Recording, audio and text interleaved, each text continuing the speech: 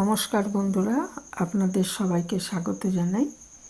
আমি আজকে সুজি দিয়ে একটা টেস্টি রেসিপি শেয়ার করব আপনাদের সাথে। এর জন্য আমি প্রথমে 1 কাপ মতো চিনি এটা একটু গুঁড়ো করে রেখে দিচ্ছি, এটা আমার পরে কাজে লাগবে। তারপর একটা কড়াইতে যে কাপে চিনি নিয়েছিলাম সেই কাপেই একটা বড় কাপ, এটা 1 কাপ সুজি কড়াইতে নিয়ে একটু ড্রাই রোস্ট করে নিচ্ছি। আঁচটা একদম লো রাখতে হবে, নাহলে পুড়ে যাবে সুজি। একদম লো আছে, এটা খুব ভালো মতো ভেজে নিতে হবে।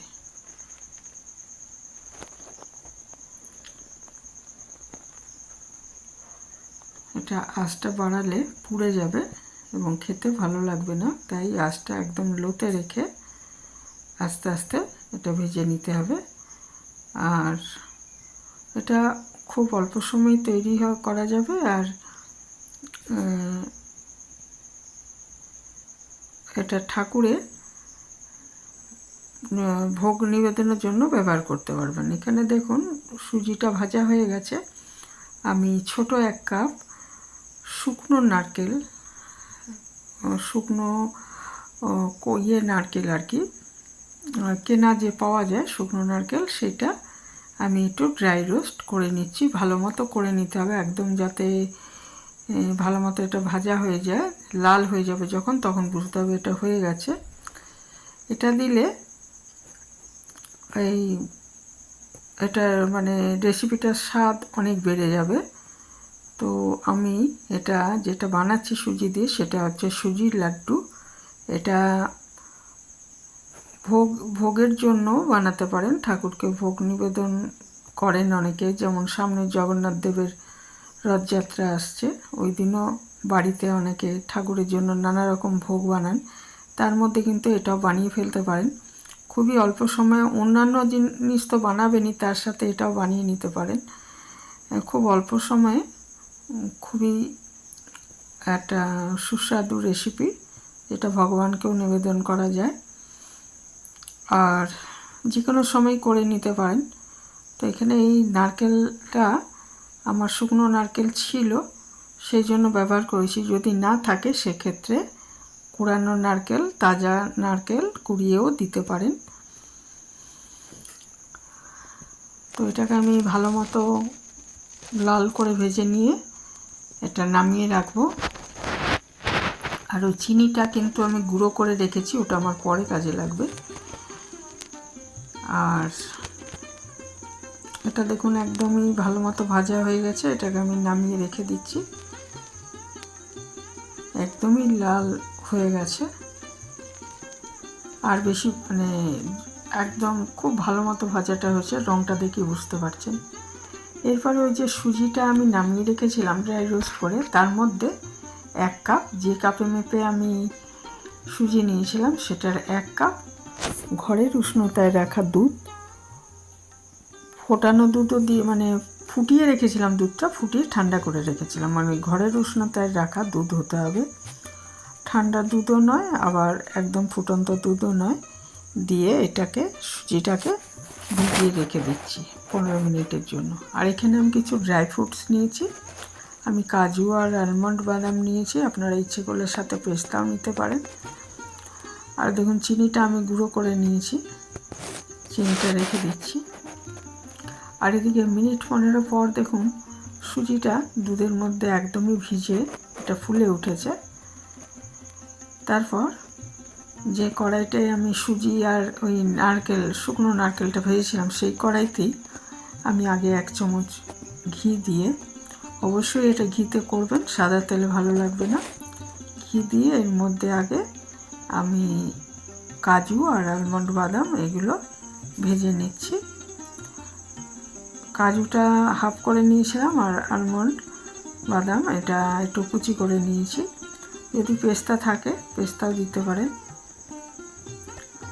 এগুলো একটু হালকা করে ভেজে তুলে রাখছি ঘিতে ভেজে। তারপর তার মধ্যে ওই যেটুকু ঘি থাকবে তার মধ্যে আরেকটু ঘি দিয়ে আমি যে সুজিটা ভিজিয়ে রেখেছি দুধে সেটা এর মধ্যে দিয়ে দেবো। দেখুন আমি বাদামটা ভেজে তুলে নিয়েছি, এবারে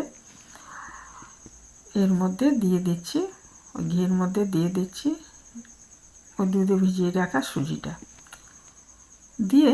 এটা আঁচ বেশি বাড়াবেন না, ওরকম লো টু মিডিয়াম আছে।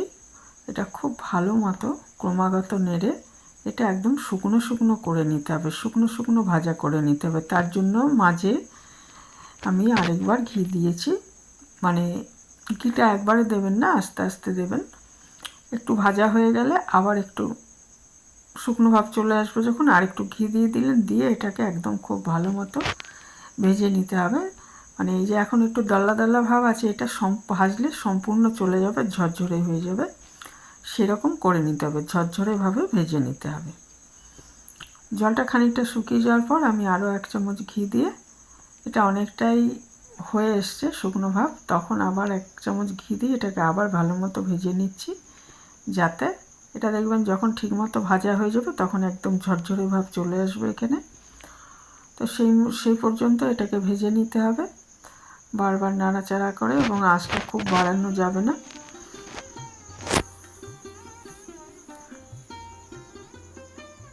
আর এর মধ্যে একদম ভাজা যখন হয়ে আসবে অনেকটা, তখন এর মধ্যে আমি ওই বাদামগুলো দিয়ে দেবো, ভেজে রাখা বাদাম, কাজু আর আলমন্ড। আর আমি 4টে এলাচ গুঁড়ো করে রেখেছি, সেই এলাচ গুঁড়োটাও এর মধ্যে দিয়ে দেবো, তাহলে একটা খুব সুন্দর গন্ধ হবে। এলাচ গুঁড়োটা আমি দিয়ে দিলাম এর মধ্যে। আর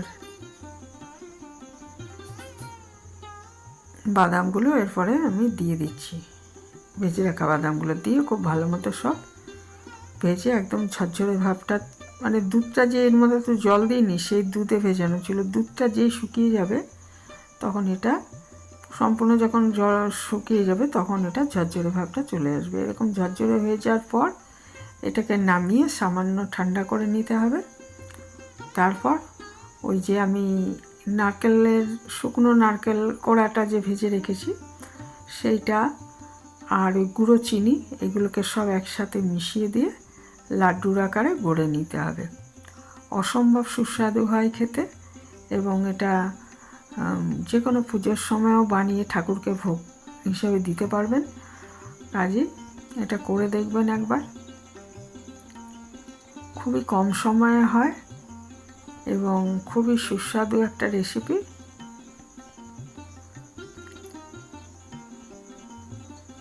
তো দেখুন দল্লা ভাবটা চলে যাচ্ছে, একদম ঝরঝরে হয়ে আসছে, এবং ঝরঝরে হয়ে যাওয়ার পর আমি এটাকে নামিয়ে ঠান্ডা করে নেব। মানে যতক্ষণ খুব গরম থাকবে তখন তো হাত দেওয়া যাবে না, যখন একটু গরমটা কমে আসবে তখন আমরা একটু গরম গরম থাকতে থাকতেই লাড্ডুগুলো কিন্তু বানিয়ে নেব, হালকা গরম থাকতে, তাহলে সুবিধা হবে আর কি।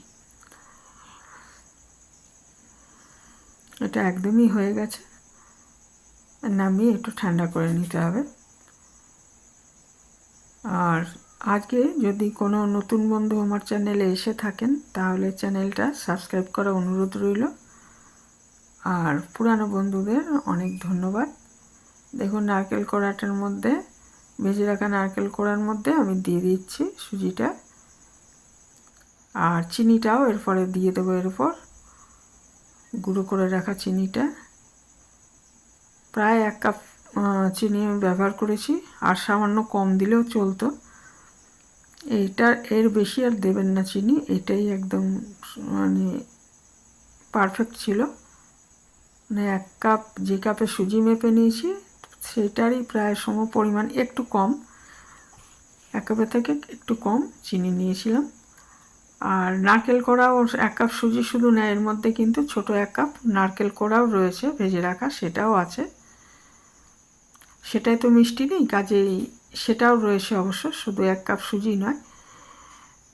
তো এটা ভালো মতো দেখুন চিনিটা দেওয়ার পরেই কিন্তু এটা আবার শুকনো ভাবটা একটু নরম ভাব চলে আসবে, তখন এটা লাড্ডু আকারে গড়ে নিতে সুবিধা হবে। পছন্দ মতো শেপে, ছোট অথবা বড়, আমি একটু বড় বড়ই বানিয়েছিলাম, বানিয়ে নিন লাড্ডুগুলো। আর